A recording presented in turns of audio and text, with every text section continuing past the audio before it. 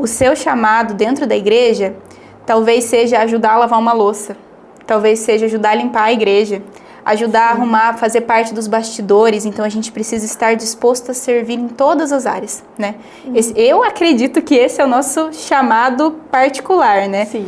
Só que tem um chamado que é muito maior e é muito mais importante, que é o chamado da salvação.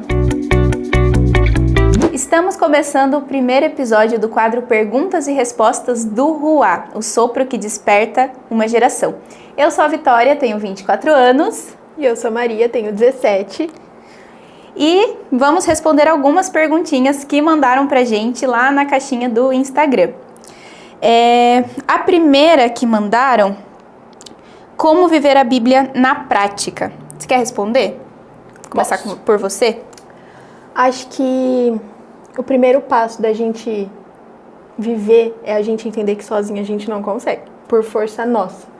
Tipo, eu vou viver ali a Bíblia na prática sem ajuda alguma. Acho que a gente buscar o Espírito Santo e perguntar, tipo, tá, o que eu tô fazendo que não tá agradando o Senhor?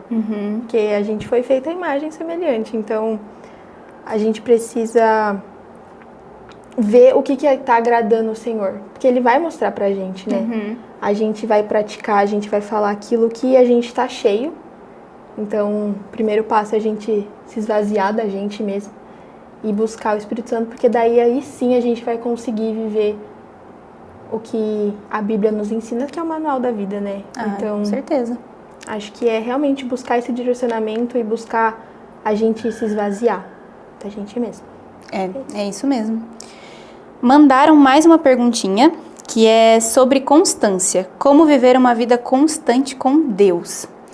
Quando eu penso em constância, eu acho que a primeira coisa que a gente precisa levar em consideração é que a gente se leva demais pelas nossas emoções, né? Então, por exemplo, a gente sai de um culto que Deus falou muito com a gente foi muito tocado, e a gente fala, essa semana eu vou ser muito persistente, essa semana eu vou ser constante na palavra.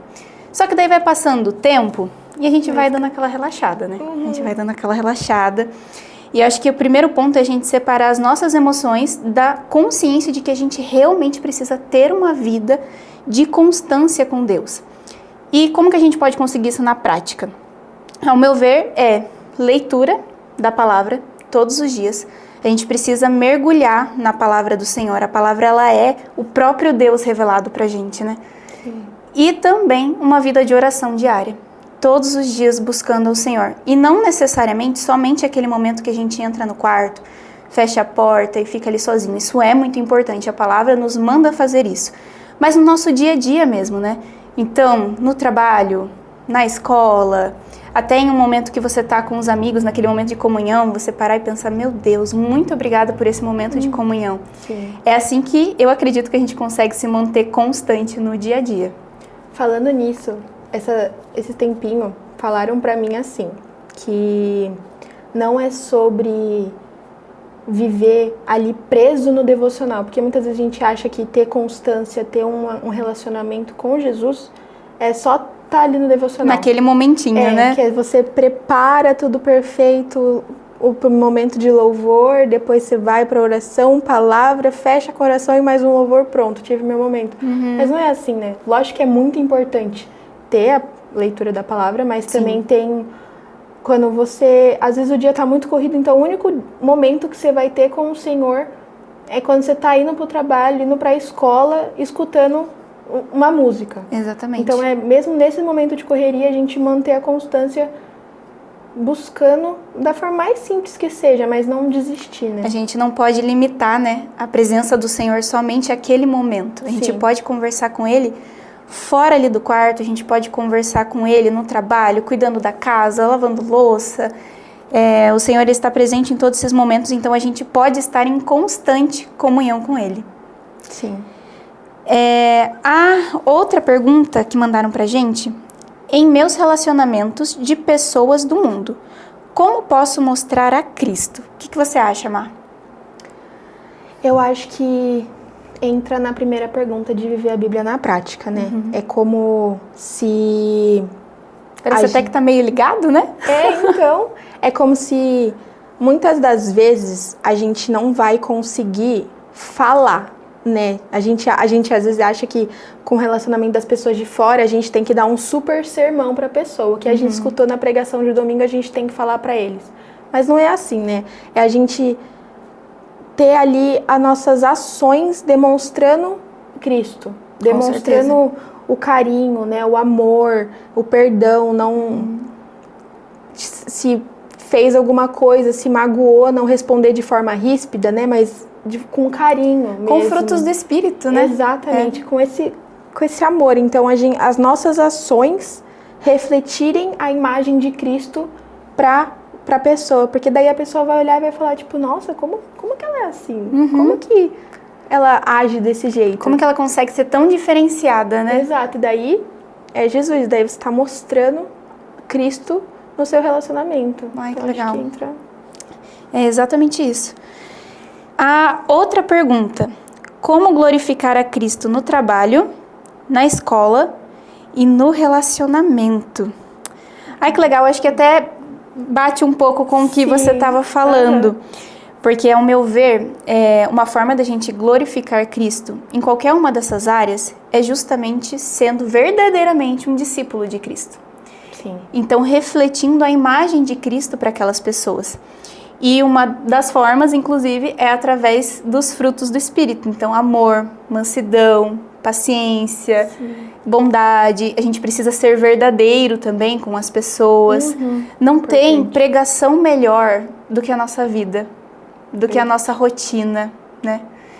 Tudo na nossa vida pode ser para glorificar a Cristo. Tudo que fazemos precisa ser para a honra e glória de Cristo. Sim, seja nos estudos, né, como a escola, porque às vezes fala assim, eu como tô na escola, eu falo que às vezes é meio, né, chatinho, mas é uma forma de estar ali. Eu tô nos meus estudos aqui, pode ser um momento que eu tô glorificando a Jesus. Exatamente. Você levar o seu estudo a sério é uma forma de glorificar a Cristo. Ele me deu essa oportunidade de estudar, então Exato. eu vou glorificá-lo porque se eu tô aqui é porque ele me deixou estar aqui, né? Então... Exato. No trabalho, eu vou glorificá-lo com paciência, fazendo o meu trabalho com amor. No relacionamento, tendo limites no meu relacionamento também, né? Tendo autocontrole, é uma forma de glorificar a Cristo também, né? A outra pergunta: como levar a palavra de Deus aos amigos e como seguir na fé estando na adolescência? Nossa, uma pergunta bem legal para os adolescentes essa daqui, hein?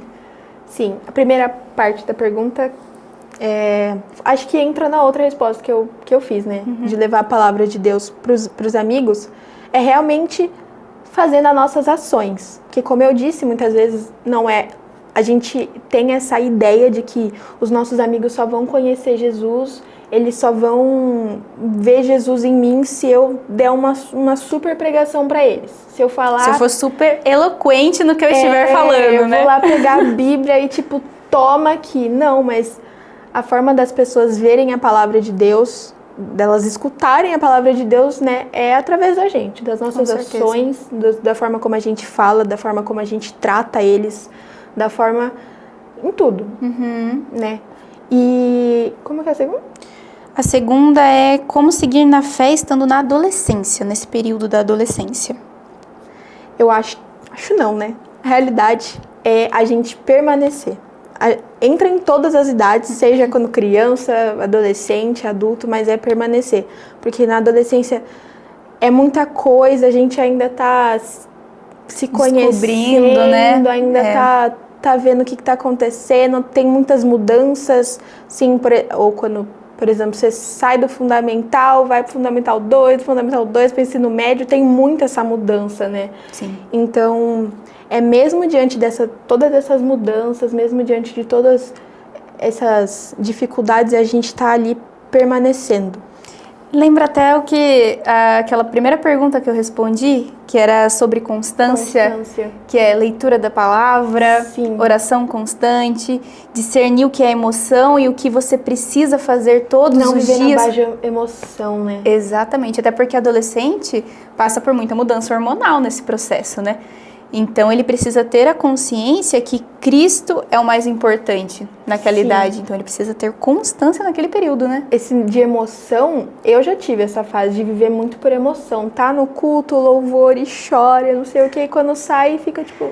Cri, cri, cri, cri.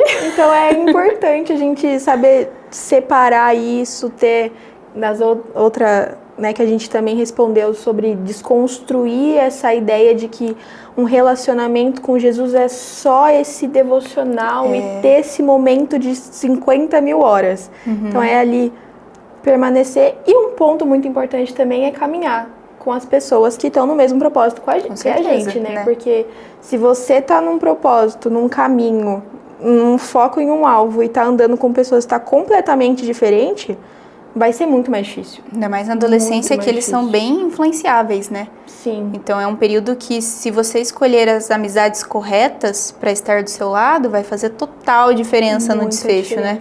Falo assim, porque minhas amizades que eu tenho, eu conheci, assim, fez muita diferença. Porque é completamente diferente, né? A forma como a gente vive e a forma como o mundo vive. Então, com certeza. A amizade com quem você anda é um ponto muito importante também para permanecer, né, na fé na adolescência. Maravilha, é isso mesmo. E tem a última pergunta que enviaram aqui pra gente, que é: como posso viver o chamado de Deus pra mim? Nossa, essa pergunta ela é forte. Bom, eu acho que se a gente estiver falando de chamado no sentido de dons e talentos, primeiro de tudo a gente tem que estar disposto a servir, né? Você estar disposto a servir, você ser como Isaías e dizer: eis-me aqui, envia-me a mim.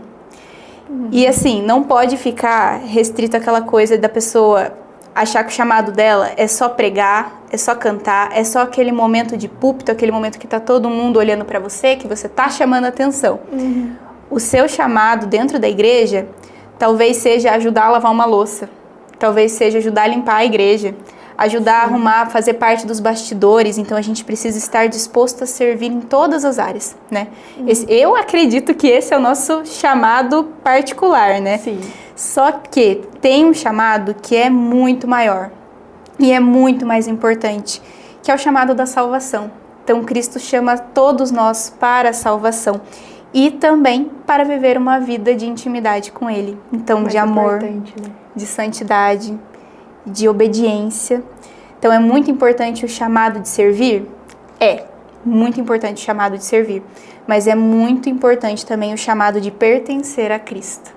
Esse é valiosíssimo demais. A gente não pode de jeito nenhum abrir mão desse chamado. É mesmo. É muito importante, né? Permanecer, como a gente, em todas as perguntas entra, o permanecer é o principal, né? Exatamente. Continuar, porque é ali que a gente vai descobrir o que o Senhor quer para nossa vida, né? Então, permanecer em Cristo e tendo um relacionamento com Ele, né? sim. Maravilha! E essas foram as perguntas que mandaram pra gente. Fique atento que quando colocarem de novo no Instagram, mande as suas perguntas lá. Curta esse vídeo, comente, compartilhe, se inscreva no canal e até a próxima. Tchau!